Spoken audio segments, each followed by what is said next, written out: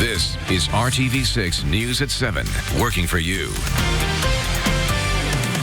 I didn't think he was dead. I knew he was in a bad situation where he needed help.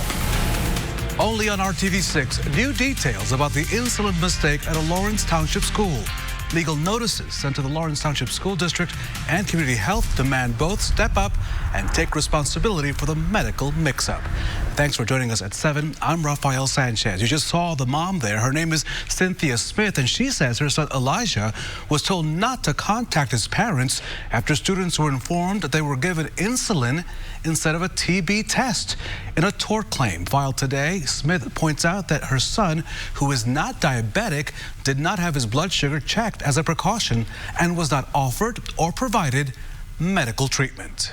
I am not sleeping comfortably at this point because I'm still in my mind thinking, okay, what are the long-term effects of this? You know, am I, I just gotta keep up every night just checking on him, he usually locks his door at night, but now it's no, don't lock your door. I need to be able to walk in. Not this week. Not this week.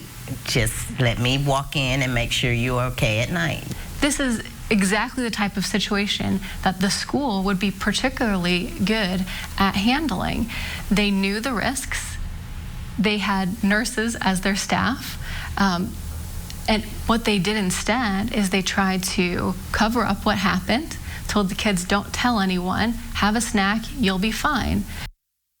Elijah is still recovering from that insulin overdose. He will be unable to play football tomorrow against his rival, North Central High School. His lawyer is hoping that all sides will meet and settle out of court.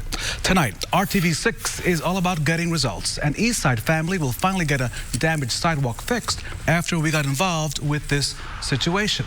Back in January, a snowplow damaged the sidewalk in front of Benny and Judy Napier's home on Emerson Avenue. Family members were especially concerned because Judy uses a walker to get around, and the damaged sidewalk could be hazardous, especially in the winter. The alley is blocked off with snow. I can clean the front walk off and get my wife down there to get in the car, but the way it is, I can't do that. It makes me feel bad because he's frustrated, and he don't need to be frustrated about something like that. The family says they're frustrated because they've been complaining about this to the city since all the way back to January the 24th. Now, we took the family's concerns to DPW, asking when that sidewalk would be fixed. A spokeswoman responded saying they sent a crew out to inspect the sidewalk. It is now scheduled to finally be repaired on Thursday. We'll make sure to stay on top of that story. An Indianapolis woman refuses to give up hope, opening a much-needed care on the city's east side. But she says criminals are making it hard to accomplish that goal. Kiana Williams is just weeks away from her Angels of Hope daycare center opening near 21st and Emerson. But she says it's a struggle because of the recent crime. She says someone vandalized a fence that separates her daycare from Emerson Place apartments, and now unwelcome guests are able to trespass and steal from her property. What's your concern? My concern is the safety of the children. That's my main concern. You don't want to bring kids around here if there's crime? Absolutely not. The owner of the Emerson Place apartments says they're evaluating the damage to the fence and they plan on making repairs in the coming weeks. The city of Indianapolis plans to use eminent domain to take control of the former GM stamping plant that on the city's west side. The current owner, Ambrose Property Group, they backed out of a plan to redevelop that site just last week. The initial plans called for apartments, restaurants, and retail shops. The city says it wants to ensure that there will be necessary development at that location. The company said last week it plans on selling off the land and has already partially done so. Ambrose donated 10 acres and sold an additional 16.5 acres of land to the Indianapolis Zoo. A spokeswoman for Mayor Joe Hogsett says the city does not intend to stop the zoo's plans for expansion. I don't know if your view is this spectacular. I hope it is. Look at that. Looking to the west, just bursting through clouds that have developed through the afternoon. It's looked like rain at times. Still an isolated shower possible. The story of the day, again, has been the heat 3 days in a row. 92, 92, you get the idea. There won't be a fourth day. We will cut off the heating tomorrow if you're counting 26 days where temperatures have been to 90 or above. Current temperatures in the metro area, Fisher's at 84. It's 87 as you go down into Edinburgh. Cooler air is starting to slowly move to the south. That dividing line is where we may see a shower or thunderstorm develop. Right now, we're all dry. We'll talk about the overnight hours coming up. Kevin, thank you so much. And now to Democracy 2019 and the race for mayor of Indianapolis. Republican candidate Jim Merritt again criticized Mayor Joe Hogsett, this time focusing on the less violent crimes such as burglaries and robberies. He held a press conference at the corner of 56th and Illinois Streets, just a few blocks from where his father grew up. Merritt claimed nearly half of the city's street cameras are not functioning and promised to fix them if elected. A city spokesperson said it has been transparent about the problems with the cameras and that 34 of them will be replaced in the next few weeks. Merritt said the Meridian, Kessler, and Butler Tarkington neighborhoods have been historically viewed as safe, but that crime is eating away at that reputation. Although burglaries and robberies are less violent in a physical sense, the perpetrators aren't just stealing money or jewelry or valuable objects. They're stealing our sense of security in our homes. They're stealing the security of our families, and they're stealing the security of our city. In response to those comments, a spokesperson for the Hogsett campaign said that overall violent crime was down in 2018 and released the following statement to RTV6. It says in part, Senator Merritt has doubled down on outdated ideas that create a culture of mistrust and fear, such as stop and frisk like strategies, and has failed to outline how he would pay for any of his half-baked policy proposals. End quote. If you use the Postal Service collection boxes to drop off those small packages, you better make sure you weigh your package first. And here's why. A new weight rule is now in effect for all small packages dropped off in those big blue collection boxes located at the street corner or in front of the post office. Packages that are more than 1/2 inch thick or weigh more than 10 ounces will not be allowed in those boxes anymore. The weight reduction from 13 to 10 ounces is to increase security for anyone who comes in contact with that package. If it's over 10 ounces, you'll have to take it inside a postal branch. You can still put them in your home mailbox. Now, this does not apply to letters, bills, postcards, which generally weigh under an ounce. Hiring Hoosiers is RTV6's initiative to connect you to jobs, make your workforce situation much better. Let's talk about expansion and more jobs. That's what's coming to a Morgan County business that is growing in creativity. Creative Works is a homegrown Hoosier company that got its start back in Mooresville in 1997. Employees there, they design, manufacture, and install props and attractions like laser tag arenas, escape rooms, miniature golf courses, arcade-style attractions, virtual reality, and esports games. The company announced today it will be expanding its operations there in Morgan County and will create up to 70 new jobs by the end of 2022. Right now, Lowe's is on a huge hiring blitz. The home improvement company held a walk-in job fair on Wednesday, meeting interviews at any of its local stores for anyone who walked in and requested one. Lowe's is looking to hire 600 people. We talked to one man who worked his way up within the company, and he says his career path can be yours as well. Very, very great opportunity to move up. We're a big company. We're constantly growing. We're constantly changing. That's part of evolving. So with that comes opportunities for others to move up. Like I said before, you come in, you work hard, you have an opportunity to contribute to a great company and help your community at the same time. So it's very, very rewarding. So if you did not make it to the job fair today, there will be another walk-in Wednesdays, and you can also go to the Lowe's website. By the way, this is not seasonal hiring. These jobs are permanent, year-round, full, and part-time positions. Best of luck on that job hunt. Coming up on the news at 7, sentencing day for a former police officer who shot a man she says she thought was trespassing when it turned out he was in his own home. And about 1 out of 9 men will be diagnosed with prostate cancer. But there's a drug that could be a life-saving game changer for some patients. That and much more coming up next on the news at 7. Only on RTV6 News. The same jury that convicted former Dallas police officer Amber Guyger of murder has now decided how long she will spend behind bars. Guyger was found guilty of shooting and killing her neighbor last September. ABC's Romina Puga has more. It took the 12 jurors just over an hour to decide the fate of former Dallas officer Amber Guyger. And assess the defendant's punishment at 10 years imprisonment. The 31-year-old seen here being booked after a jury unanimously found her guilty of murder for killing 26-year-old Botham Jean, who was shot while eating ice cream in his own home. He was yelling, hey, hey. Guyger maintained she thought it was her apartment and that Jean was an intruder. The jury disagreed. This morning, a heartbreaking testimony by Jean's father, Bertram.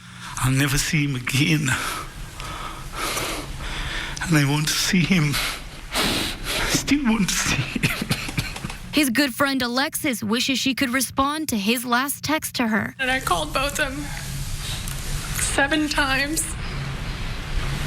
And there was no answer. The defense team called on Guyger's mother, who was also deeply emotional, as a character witness. She always would tell me she wished she could have taken his place. She feels very bad about it. Another woman spoke on behalf of Guyger. She says the former officer helped her break her long drug addiction and attended her rehab graduation. She kept coming to me and she told me, she said, you don't fit the profile. You know, she said, what are you doing here? In other words, she let me know that I matter. And she just didn't see me as an addict. This week's verdict is now a focal point in the nationwide conversation about equal justice for all. Romina Puga, ABC News, Los Angeles. Let's talk about your health. It is the second deadliest cancer for men. But thanks to a new trial, there may be some hope for those battling prostate cancer. There's a drug that's been shown to delay the disease's progression in men with metastatic castrate-resistant cancer. This is when the cancer keeps growing even when the testosterone levels in the patient's body have been drastically reduced. The men that were treated in this trial, it reduced the chance of progression or death by 66%. And men who were on this agent more than doubled the time that they benefited from treatment compared to standard therapies. Yeah, so this drug is sold under the brand name Lynparza. It is currently used to treat adults with other types of cancers, including ovarian, fallopian tube, and certain types of breast cancer, but manufacturers hope to get it approved as soon as possible for prostate cancer. We'll keep you updated on that. Next on the news at 7, Prince Harry says enough is enough, while he says he wants to protect his wife from the forces that led to his mother's untimely death. But first, let's check in your forecast with Kevin Gregory. Hey, Kevin. The big question, Raphael, will we have some rain as we transition to cooler temperatures? So far, it's well to the north. Talk about our overnight chance for rain coming up. Of America. Appointments available now. This is RTV6 News at 7, working for you.